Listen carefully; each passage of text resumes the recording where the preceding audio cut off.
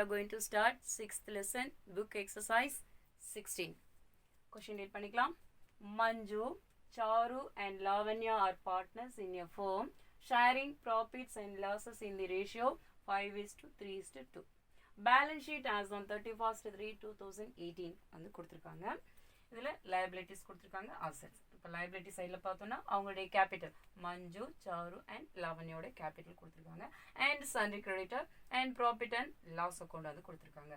Buildings, furniture, stock, debtor, cash in hand. Next வந்து Manju retired. எப்போ retirement ஆகுனா 31/3/2018 வந்து ரிட்டையர்மெண்ட் ஆகுறாங்க. இதில் வந்து transaction கொடுத்துருக்காங்க. Stock to be depreciated by 10,000. provision for doubtful debts வந்து created for ₹3,000. buildings to be appreciated by ₹28,000. prepare revaluation and capital account அப்படின்னு சொல்லி கொடுத்துருக்காங்க. இதில் ஜேர்னல்லாம் கேட்கல, டைரெக்டாக ரீவேல்யூஷன் அக்கௌண்ட் அப்படின்னு சொன்னாலே லெஜர் அக்கௌண்ட் தான். கேபிட்டல் அக்கௌண்ட் நமக்கு வந்து தெரியும். ஓகேவா? இப்போ இந்த கொஸ்டினை ரீட் பண்ணும்போது நமக்கு 3 பார்ட்னர்ஸ் இருக்காங்க. இதில் வந்து யார் ரிட்டையர்மெண்ட் ஆகுறாங்க அப்படின்னு கேட்டால் மஞ்சு, அவங்க வந்து ரிட்டையர்மெண்ட் ஆகுங்க. அவங்களுடைய ரேஷியோஸ் வந்து கொடுத்தாச்சு. இப்போ நம்ம ப்ரீவியஸாகவே பார்த்துருக்கோம். ஒரு பேலன்ஸ் ஷீட்டுக்குள்ளே வந்து எதெல்லாம் கொடுத்துருந்தாங்க அப்படின்னு கேட்டால் ப்ராஃபிட் அண்ட் லாஸ், நெக்ஸ்ட் வந்து reserve fund, general reserve, next வந்து ஒர்க்மேன் கம்பெனிசேஷன் ஃபண்ட், இதெல்லாம் கொடுத்துருந்தாங்க அப்படின்னு சொன்னால் இது எல்லாமே பார்ட்னருடைய கேபிட்டலுக்கு ட்ரான்ஸ்ஃபர் பண்ணணும் அப்படின்னு சொல்லியிருக்கோம். ஓகேவா? இப்போ இது எல்லாமே எங்கே இருக்கும் அப்படின்னு கேட்டால் லைபிலிட்டி சைடில் வந்து இருக்கும். சம்டைம்ஸ் வந்து ப்ராஃபிட் அண்ட் லாஸ் வந்து எங்கே இருக்குன்னா அசட் சைடில் இருக்கும் அப்படின்னு சொல்லியிருக்கோம். இப்போ அசட் சைடில் ப்ராஃபிட் அண்ட் லாஸ் இருந்தால் அது வந்து லாஸ் அப்படின்னு சொல்லி எடுத்துக்கணும். லைபிலிட்டி சைடில் இருந்தால் ப்ராஃபிட்னு எடுத்துக்கணும். இது எல்லாமே பார்ட்னருடைய கேபிட்டலுக்கு தான் ட்ரான்ஸ்ஃபர் பண்ணணும் அப்படின்னு சொல்லி நம்ம வந்து பார்த்துருக்கோம். ஓகேவா? இப்போ இந்த கொஸ்டினை ரீட் பண்ணும்போது ப்ராஃபிட் அண்ட் லாஸ் வந்து லைபிலிட்டி சைடில் கொடுத்துருக்காங்க. வேறு ஜென்ரல் ரிசர்வ் ஃபண்டு எதுவுமே கொடுக்கல, ப்ராஃபிட் அண்ட் லாஸ் மட்டும்தான் கொடுத்துருக்காங்க. ஸோ இந்த ப்ராஃபிட் அண்ட் லாஸை வந்து பார்ட்னர் இங்கே கொடுத்துருந்தாலே ப்ராஃபிட் தான்.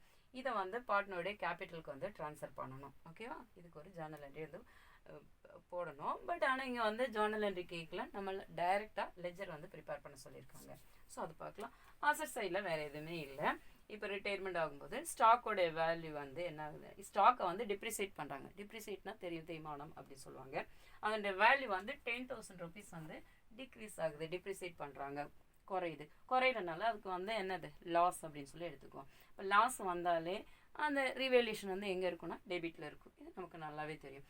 அதே மாதிரி ப்ரொவிஷன் ஃபார் டவுட்ஃபுல் டெப்ட்ஸ் வந்து கிரியேட் பண்ணுறாங்க. எவ்வளோ ருபீஸ் அப்படின்னா 3,000. Provision for bad and doubtful debits அப்படின்னு சொன்னாலே அது வந்து நம்ம எதில் ப்ரொவைட் பண்ணோன்னா சண்டே டெப்டாஸில் தான் வந்து இதை ப்ரொவைட் பண்ணும்போது டெப்டாவுடைய வேல்யூ வந்து டிக்ரீஸ் ஆகும். டெப்டாருங்கிறது அசட்ஸோட வேல்யூ டிக்ரீஸ் ஆச்சுனாலே லாஸ். அப்போது ரீவேல்யூஷன் வந்து எங்கே வரும்னா டெபிட்டில் வரும் அப்படின்னு சொல்லி நமக்கு நல்லாவே தெரியும்.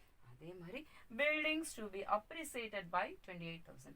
பில்டிங் அப்படின்னு சொன்னாலே அசட்ஸ், அப்ரிஷியேட் அப்படின்னா மதிப்பேற்றம். பில்டிங்கோடைய வேல்யூ ஆல்ரெடி 1 lakhs இருக்கு, அதை வந்து ரீவேல்யூஷன் பண்ணும்போது அதனுடைய வேல்யூ வந்து 28,000 வந்து இன்க்ரீஸ் ஆயிருக்கு அப்படின்னு சொல்லியிருக்காங்க. இப்போ நமக்கு வந்து ப்ராஃபிட். அப்போ ப்ராஃபிட்டாக இருந்துச்சுன்னா ரீவேல்யூஷன் பண்ணும்போது ப்ராஃபிட்டாக இருந்துச்சுன்னா அந்த ரீவேல்யூஷனை வந்து எங்கே என்ட்ரு பண்ணுவோம்னா கிரெடிட்டில். அப்போ நம்ம எப்படி என்ட்ரி பண்ணுவோம், building account data to revaluation account அப்படின்னு சொல்லி நம்ம ஜேர்னல் என்ட்ரி எல்லாம் போடுவோம். ஓகேவா?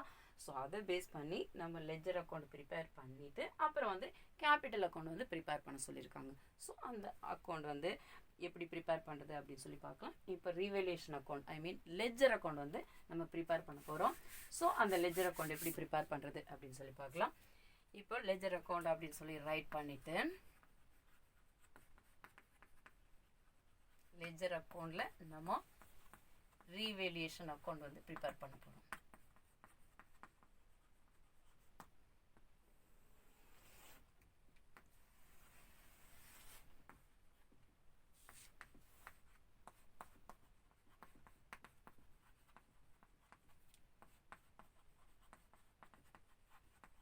இதெல்லாம் ரைட் பண்ணிக்கோ. Ledger account revaluation, data creditor, particulars எல்லாம் ரைட் பண்ணுவோம். இப்போ வந்து ரீவேல்யூஷன் அக்கௌண்ட்டில் ரீவேல்யூஷன் ரிலேட்டடாக இருக்கக்கூடிய டிரான்சாக்ஷன் மட்டும்தான் வரும். ஓகேவா? ஸோ இங்கே வந்து அது ரிலேட்டடாக எந்த டிரான்சாக்ஷனில் பேலன்ஸ் ஷீட்டில் வந்து ப்ராஃபிட் அண்ட் லாஸை வந்து ட்ரான்ஸ்ஃபர் பண்ணணும்.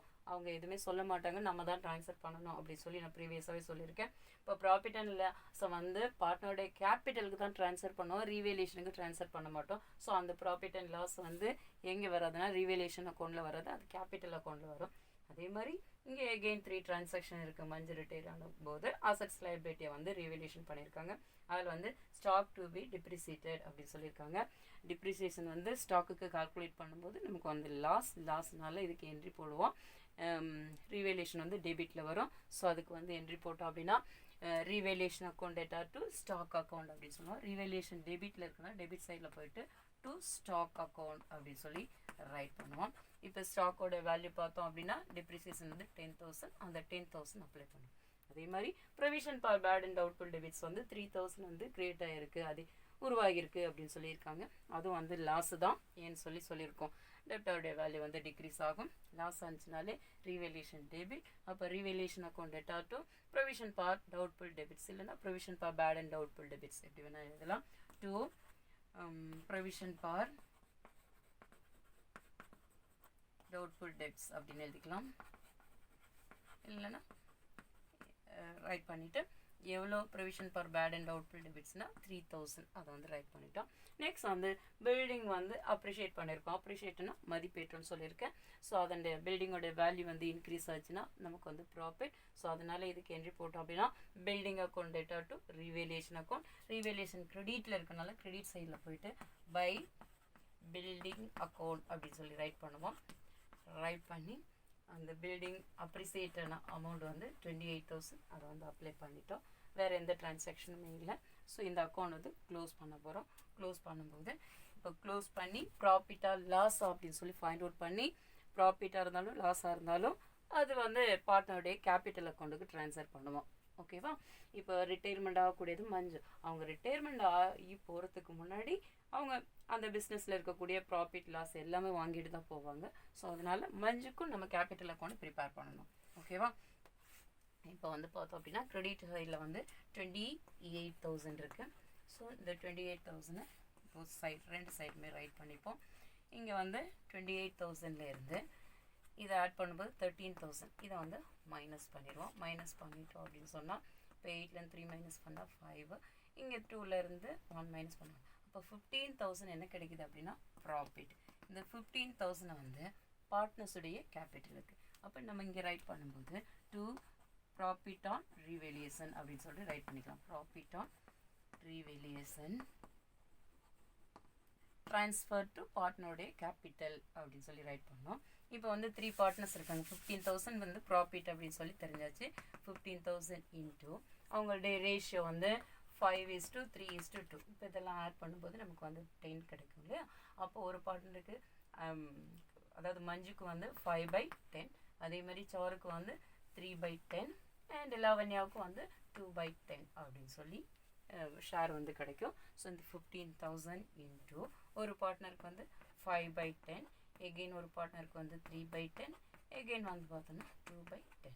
இப்போ இந்த 0 இது கேன்சல் பண்ணிடுவோம். கேன்சல் பண்ணிட்டோம் அப்படின்னா 1,500 இன்ட்டு 5 மல்டிப்ளை பண்ணுற 0 0 5 5 ஆர் 25 5 பேலன்ஸ் 2 1 5 ஆர் 5 5 + 2 வந்து 7. அதே மாதிரி இதையும் கேன்சல் பண்ணிட்டோம்னா 1,500 இன்ட்டு 3 மல்டிப்ளை பண்ணோன்னா 0 0 4 5 ஆர் 15 5 பேலன்ஸ் 1 1 3 ஆர் 3 3 + 1 வந்து 4.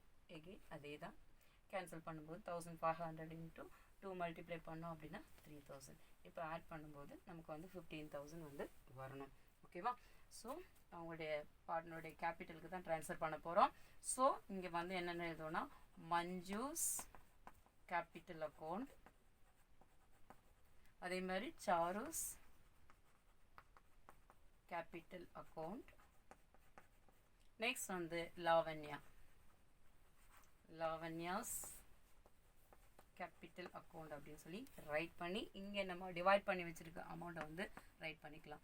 7,500 எகெயின் 4,500 3,000. இப்போ அதை ஆட் பண்ணும்போது 15,000 வரணும். 0 5 + 5 வந்து 10க்கு 0 பேலன்ஸ் 1 1 + 7 வந்து 8 8 + 4 வந்து 12 12 + 3 வந்து 15 ஆச்சு. ஓகேவா. ஸோ இதுக்கு வந்து என்ட்ரி போட்டோம் அப்படின்னு சொன்னால் பார்ட்னருடைய கேபிட்டல் வந்து இன்க்ரீஸ் ஆகும் இல்லையா. ப்ராஃபிட்டை வந்து பார்ட்னருடைய கேபிட்டலுக்கு ட்ரான்ஸ்ஃபர் பண்ணும்போது கேபிட்டல் வந்து இன்க்ரீஸ் ஆகும்.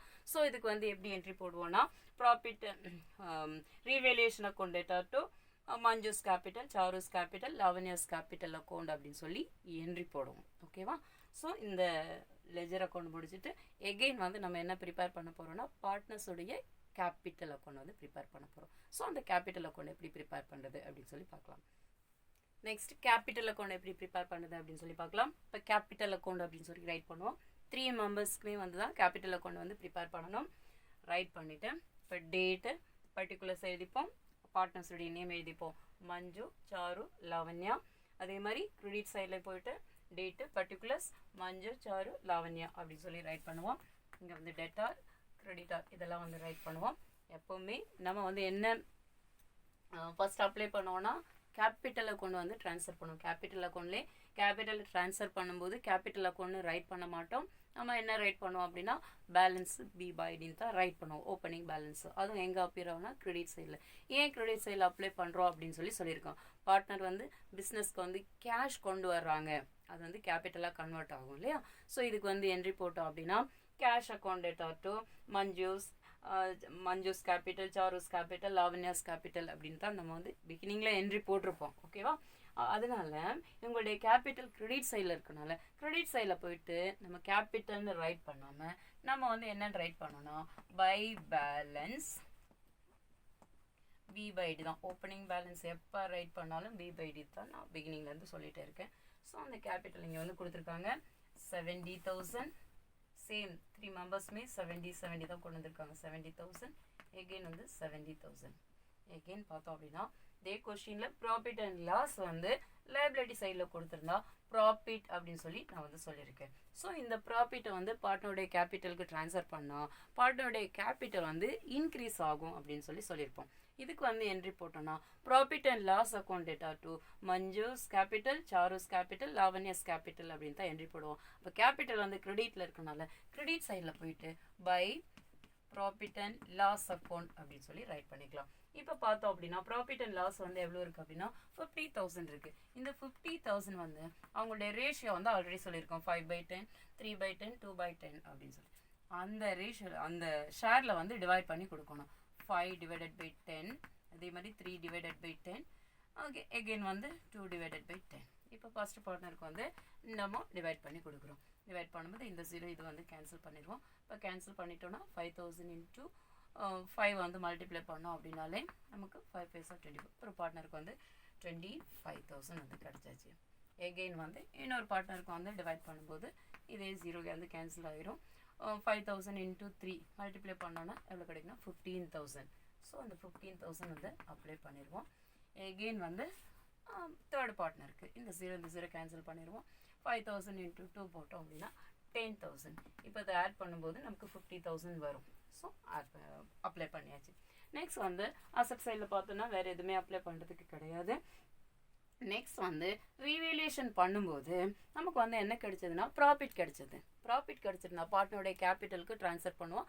கேபிட்டலுடைய வேல்யூ வந்து என்ன ஆகும் இன்க்ரீஸ் ஆகும்னு சொல்லியிருக்கோம். ஸோ அதுக்கு வந்து என்ன என்ட்ரி போடுவோம்னா profit and loss account revaluation account data to பார்ட்னருடைய கேபிட்டல் அக்கௌண்ட். அப்போ பார்ட்னருடைய கேபிட்டல் கிரெடிட் சைடில் இருக்கணும். கிரெடிட் சைடில் போயிட்டு பை ரீவேல்யூஷன் அக்கௌண்ட் அப்படின்னு சொல்லி ரைட் பண்ணுவோம். ரீவேல்யூஷன் அக்கௌண்ட் அப்படின்னு சொல்லி ரைட் பண்ணி நம்ம ஆல்ரெடி கால்குலேட் பண்ண அமௌண்ட் வந்து ஒரு பார்ட்னருக்கு வந்து 7,500 எகெயின் வந்து 4,500 15,000 ப்ராஃபிட்டை வந்து டிவைட் பண்ணியிருக்கோம். எகெயின் வந்து 3,000. That's all. வேறு ஏதாவது அப்ளை பண்ணுறதுக்கு இருக்குதா அப்படின்னு சொல்லி பார்க்குறோம். வேறு எதுவுமே general service fund, workman compensation fund எதுவுமே இல்லை.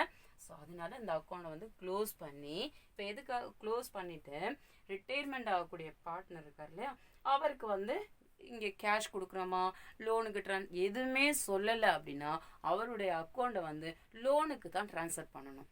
ஓகேவா. இங்கே வந்து ரிட்டையர்மெண்ட் ஆகிறாரு மட்டும்தான் சொல்லியிருக்காங்க. ரிட்டையர்மெண்ட் ஆகக்கூடிய பார்ட்னருக்கு வந்து கேஷ் இமீடியட்டாக கொடுக்குறோமா இல்லைன்னா லோனுக்கு மாத்திரமா இல்லைன்னா ஆஃப் ஆஃப் தி அமௌண்ட் வந்து பே பண்ணுறோம் இல்லைன்னா ஆஃப் ஆஃப் தி அமௌண்ட் வந்து லோனுக்கு எதுவுமே சொல்லலைன்னா அவருடைய அக்கௌண்ட்டை வந்து கேபிட்டலுக்கு வந்து அவருடைய அக்கௌண்ட்டை வந்து லோனுக்கு வந்து ட்ரான்ஸ்ஃபர் பண்ணி காமிக்கணும். ஸோ அது எப்படி அப்படின்னு சொல்லி வந்து பார்க்கலாம். இப்போ வந்து இந்த அக்கௌண்ட் வந்து க்ளோஸ் பண்ணுறோம். க்ளோஸ் பண்ணும்போது இங்கே வந்து ஆட் பண்ணோம் அப்படின்னா 83,000 வரும். இங்கே ஆட் பண்ணும்போது 0 0 5, இங்கே வந்து 5 + 4 வந்து 9, 7 + 1 வந்து 89,500.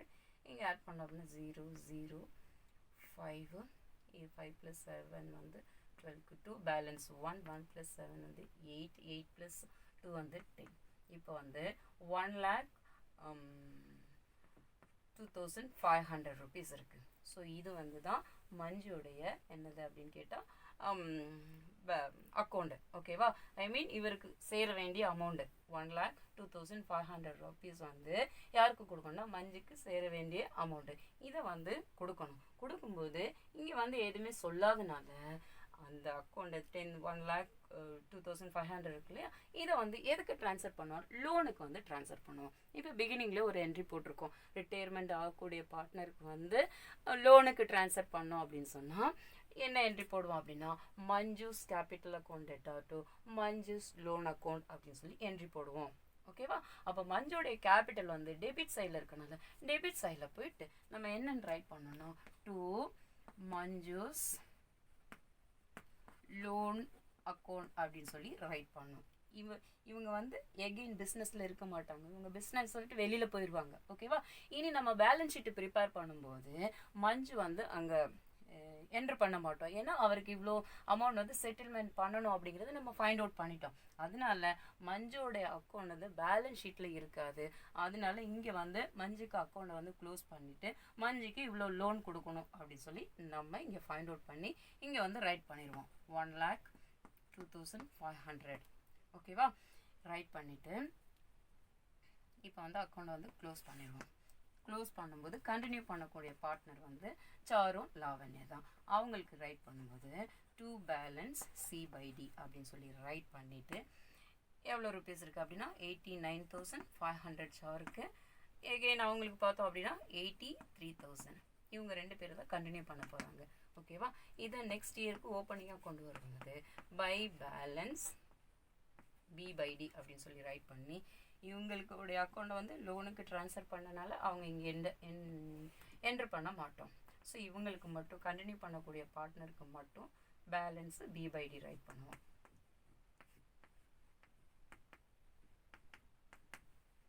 That's all.